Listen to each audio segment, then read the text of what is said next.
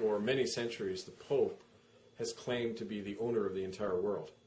And this started with a bogus document, actually a fraud back in the Middle Ages, where the church produced a document called the Donation of Constantine. Constantine was the emperor who made Christianity legal in the 4th century, in 312 AD. And the document claimed, it was called the Donation of Constantine, and it claimed that Emperor Constantine handed over all of the land of the entire Roman Empire to the Roman Catholic Church before he died. In fact, it was a fraud because the document was written 600 years after Constantine, so it was proven to be a forgery.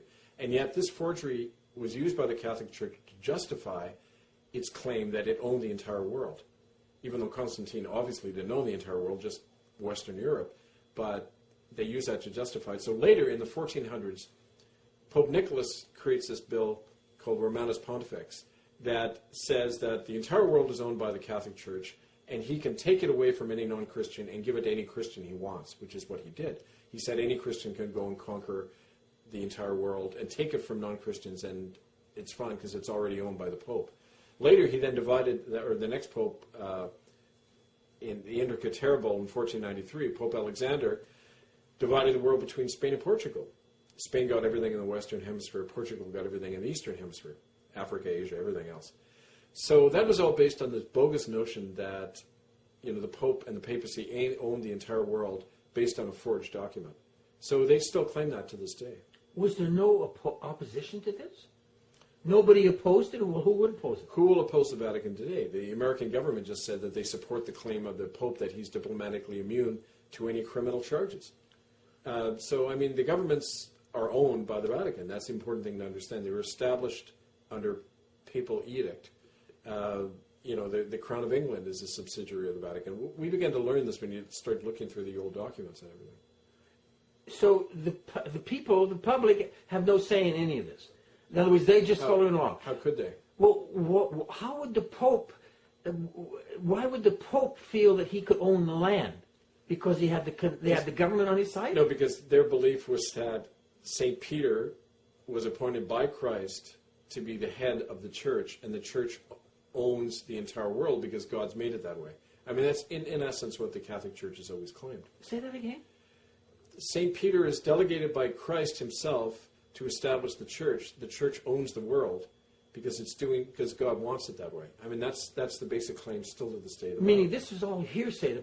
This totally hearsay, because Jesus, if he existed, and again the verdict is out on that, whether he even existed, and there's no evidence at all except from Christian sources that he ever made Peter the first pope. He had no notion of establishing a church. So this was all built on falsehood right from the beginning. It's all built on a lie from the beginning and forged documents. Where did it enter the realm of reality and truth? I don't think it ever has, but enough people believe a lie and it becomes true.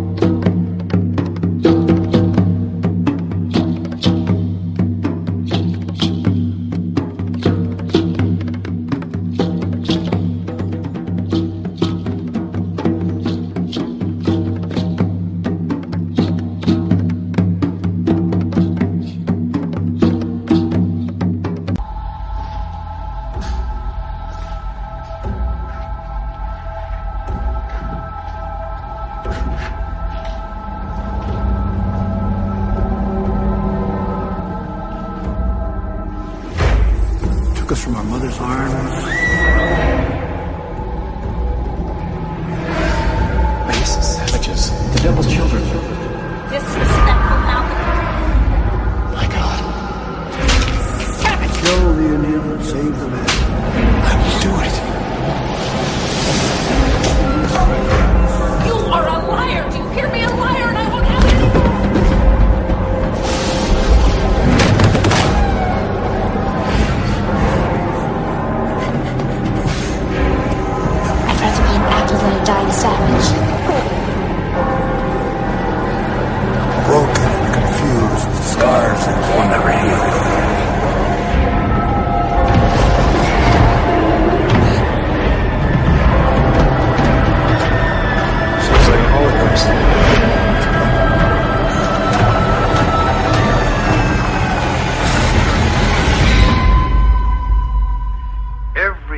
we Indians do is in a circle.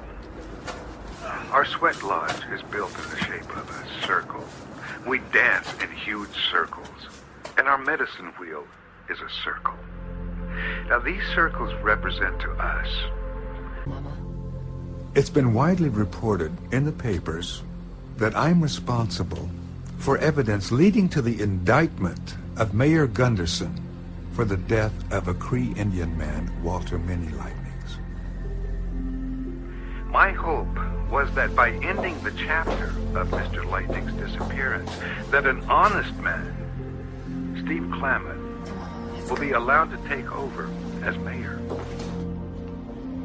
Charges of corruption continue to mount against Gunderson and Father Dimitri Bartoli, who used his influence at the Catholic hospital to silence Indian medical patients who reported abuses that took place at the boarding school. These crimes may seem impossible by today's standards, but not when so much is at stake, not when the church faces lawsuits and more public humiliation. The important thing about coming full circle is that it allows us to see not only the past, but also the future.